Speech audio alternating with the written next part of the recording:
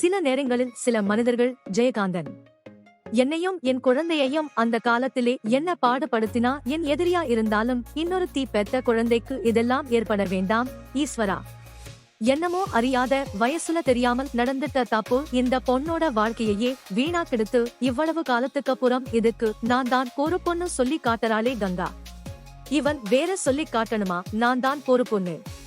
போன வாரம் கொண்டு வந்து என் முகத்தில் விட்டிருந்தாலே அந்த கதையை படிச்ச அப்புறம்தான் என் மனசை அறுக்கிறது.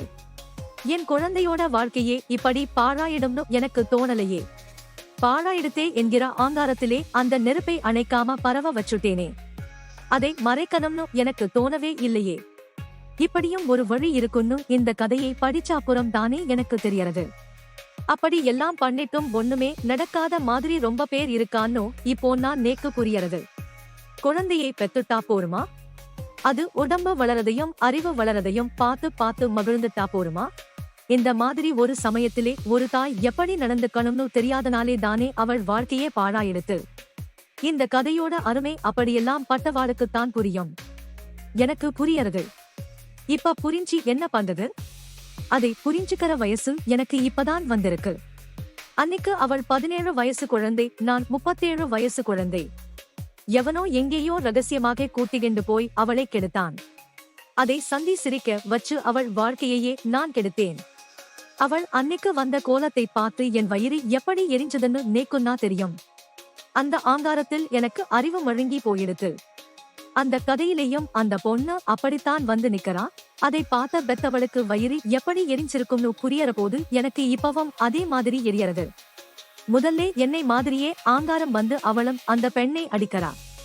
சத்தம் கேட்டு அந்த வீட்டிலே இருக்கிற குடித்தனக்காரெல்லாம் ஓடி வரா. அந்த பொண்ணு விழுந்து கிடக்கிறதையும் அந்த அம்மா நிக்கிற கோலத்தையும் பார்த்து என்னன்னு கேப்பாளே.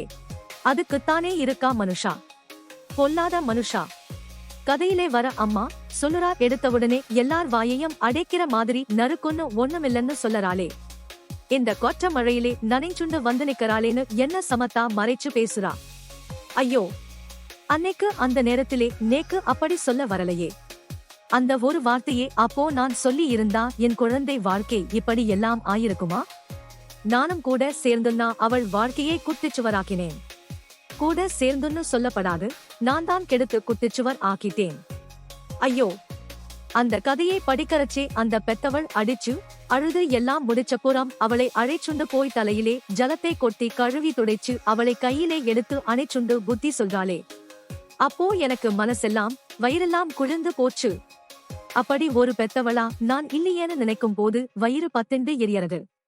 அந்த கதையிலே வர ஒண்ணும் எனக்கே சொல்ற மாதிரி இருக்கு. இது யாருக்கும் தெரியக்கூடாது குழந்தை. தெரிஞ்சா அதோட ஒரு குடும்பமே அழிஞ்சு போகும். நம்ம வீட்டிலேயே ஒரு பெண் இருக்கே, அவளுக்கு இப்படி ஆகி இருந்தால் என்ன பண்ணுவோம்னு யோசிக்கவே மாட்டா. பரம்பரை துவேஷம் மாதிரி குலத்தையே பாழ் பண்ணிடுவா. பாழ் பண்ணி விட்டாளே என்று மனசால் அங்கலாய்த்தவாறு வாசப்படியில் மகளின் வரவு நோக்கி உட்கார்ந்து இருக்கிறாள் கனகம். வாசற்படியில் ஒரு டாக்ஸி வந்து நிற்கிறது. என்னவோ ஒரு பயத்துடன் எழுந்து நிற்கிறாள் கனகம். நல்லவேளை டாக்ஸியிலிருந்து கையில் ஒரு சிறிய சூட்கேசுடன் வெங்கு அண்ணாதான் இறங்குகிறார். என்ன அண்ணா, இந்த நேரத்திலே என்று வரவேற்றவாறு அந்த சிறிய காம்பவுண்டின் மரக்கதவுகளை திறந்தாள் கனகம். நான் காலம் வரவே வந்துட்டேன். ட்ரெயின் லேட்டா வந்தது. நேரே கோர்ட்டுக்கு போயிட்டேன். அப்புறம் அவனோட இவனோடன்னு நேரம் போயிடுத்து. கங்காவை எங்கே காணோம் என்று விசாரித்தவாறு ஹாலுக்கு வந்து தனது கருப்பு கோட்டை ஒரு நாற்காலியின் மீது போட்டுவிட்டு ஈசி சேரில் உட்கார்ந்தார். அவள் இன்னும் ஆபீஸ்லிருந்து வரலே. மணி 8 ஆறுது. ஊரேட் சுத்தராளா? நீ ஒன்னும் கண்டிக்கிறதில்லையா என்று அவர் கேட்கும்போது அவர் குரலில் உரிமையும் அதிகாரமும் மட்டும் இல்லாமல் ஒருவித கோபமும் கலந்திருந்தது.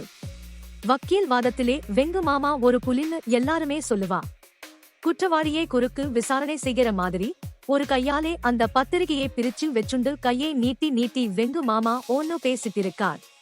தூணோரமா சாஞ்சு நின்னுண்டு இருக்கிற அம்மா படியேறி உள்ளே வந்துண்டிருக்கிற என்னை பார்க்கிறாள். மாமா எதை பற்றி இவ்வளவு சத்தமா பேசிண்டிருக்காங்கங்கிறது முதலில் எனக்கு புரியலே. ஆனா அவர் கையில் இருந்த பத்திரிகையையும் இதிலே நின்னுண்டு இருந்த அம்மா முகத்தையும் பார்த்தவுடன் அவர் எதை பற்றி பேசுறாருன்னு மட்டுமில்லை, நான் வரதுக்கு முன்னே அவர் என்னென்ன பேசிண்டு இருந்திருப்பாங்கிறதும் எனக்கு புரியறது. என்ன பேசி இருப்பார்? அந்த கதையை எழுதின ஆஜுகேவியே ஒரு பாட்டம் பாடி தீர்த்திருப்பார். இவனை மாதிரி எழுதுறவங்களை எல்லாம் ப்ராசிக்யூட் பண்ணணும். இதிலே என்ன பெருசா மாறல் இருக்குன்னு உன்னை வேற படிச்சு பார்க்க சொன்னாலாம். அவள், தலையிலே ஜலத்தை கொட்டிட்டால் எல்லாம் சரியாய் போயிடுமா? இனிமே ஒவ்வொரு தடவையும் அந்த பொண்ணு அந்த மாதிரி பண்ணிட்டு வருவாள். அந்த அம்மா ஜலத்தை கொட்டிடுவாள். எல்லா வேசிகளும் தினந்தோறும் ஸ்நானம் பண்ணிண்டுதான் இருக்காள். அதனாலே அவ பதிவிரதை ஆயிடமாட்டா. ஒரு தப்பை தப்புன்னு ஒத்துக்கணும். தப்பு பண்ணிட்டு அது சரின்னு வாதாடப்படாது.